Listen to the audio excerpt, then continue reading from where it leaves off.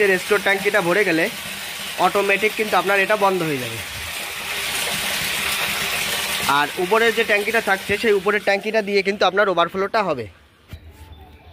সবাইকে জানাই নমস্কার, আমি সবুজ বিশ্বাস।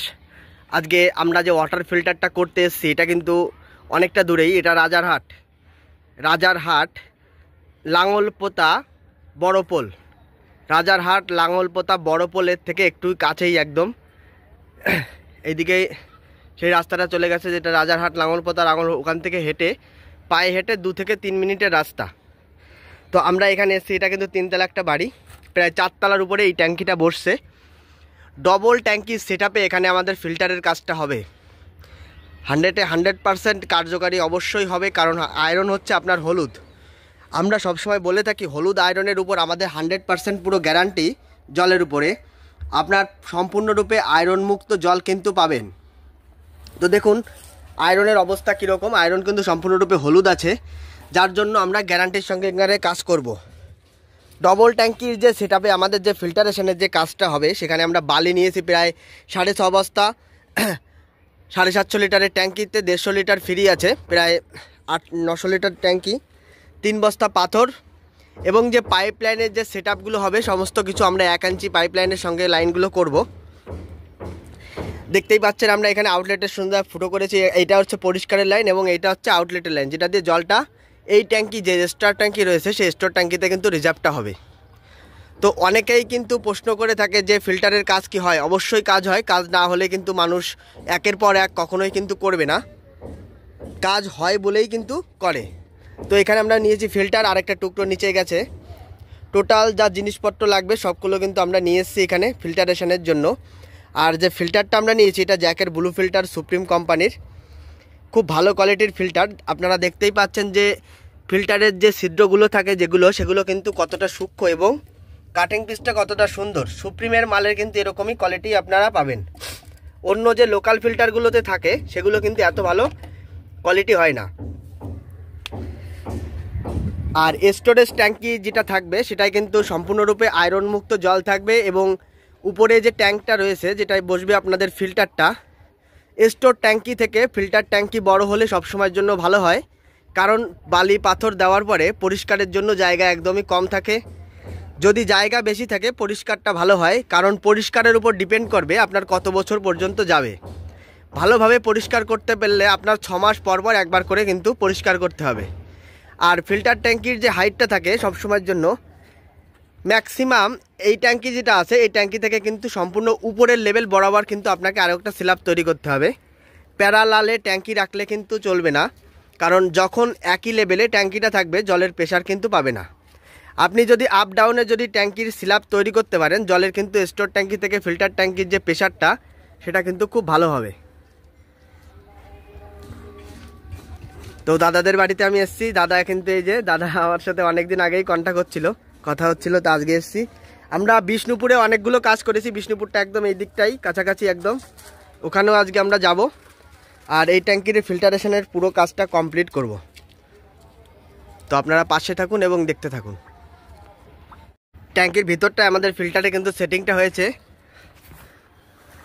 ক্রসটির সাহায্যে। আমরা কিন্তু ফিল্টারটাকে চারদিক মুখ করে সেটিং করেছি এবং যে পরিষ্কারের লাইনটা সেটা কিন্তু আমরা বের করে দিয়েছি, যেটা দিয়ে অটোমেটিক যখন পরিষ্কার হবে ট্যাঙ্কটা তখন কিন্তু এইটা দিয়ে জলটা বেরিয়ে যাবে, নোংরা জলটা।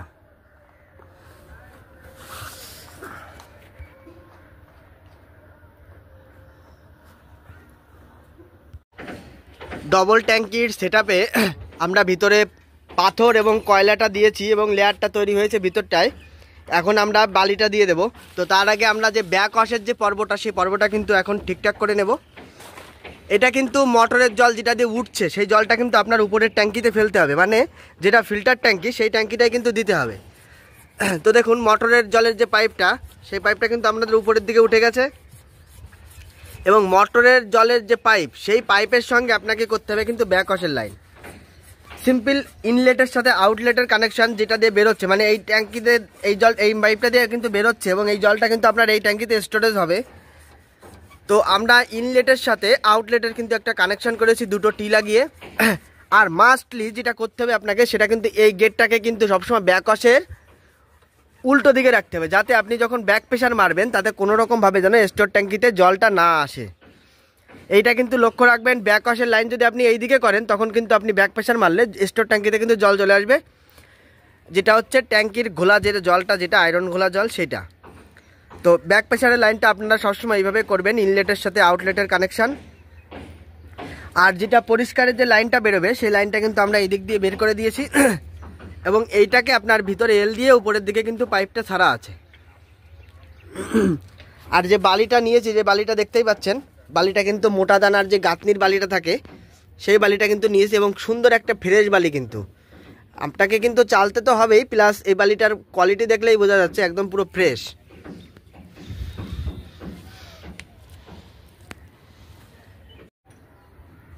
তো এইভাবে দিতে হবে পাথরের উপরে কয়লা, কয়লার উপরে কিন্তু নেটটা এইভাবে আপনাকে চারিদিক দিয়ে ব্লক করতে হবে।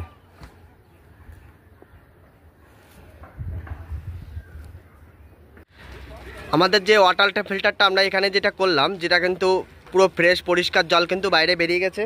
আর ট্যাঙ্কির সেটআপটা কিন্তু আমরা এইভাবে করেছি, সম্পূর্ণরূপে আয়রন মুক্ত জল আপনার স্টোর ট্যাঙ্কিতে কিন্তু জমা হবে। আর এদিকে আমরা পরিষ্কার করার জন্য আরেকটা লাইন এদিকে রেখেছি। আর যেটা স্টোর ট্যাঙ্কিতে যে জলটা যাবে সেই জলটা কিন্তু আপনার সম্পূর্ণরূপে পরিষ্কার পরিচ্ছন্ন থাকবে। যেরকম ক্লিন এখন দেখাচ্ছে, পরবর্তীকালে কিন্তু এই একই রকমের ক্লিন কিন্তু আপনার এখানেও থাকবে। কোনো রকমের হলুদ বা কোনো রকমের কিছু যে থাকে, যে নোংরা টোংরা থাকে, সেগুলো কিন্তু কোনো রকমভাবে হবে না। আর এই যে বল ভাল্বটা আমরা লাগিয়েছি এটা কিন্তু অটোমেটিক, নিচের স্টোর ট্যাঙ্কিটা ভরে গেলে অটোমেটিক কিন্তু আপনার এটা বন্ধ হয়ে যাবে। আর উপরের যে ট্যাঙ্কিটা থাকছে সেই উপরের ট্যাঙ্কিটা দিয়ে কিন্তু আপনার ওভারফ্লোটা হবে। তো আমাদের ভিডিও যদি ভালো লেগে থাকে তাহলে অবশ্যই একটা লাইক দেবেন, কমেন্ট সাবস্ক্রাইবটা করে দেবেন, যাতে পরবর্তী ভিডিও আপনি সহজেই পেয়ে যেতে পারেন। তো সবাইকে ধন্যবাদ। আপনারা সবাই ভালো থাকুন, সুস্থ থাকুন, সাবধানে থাকুন।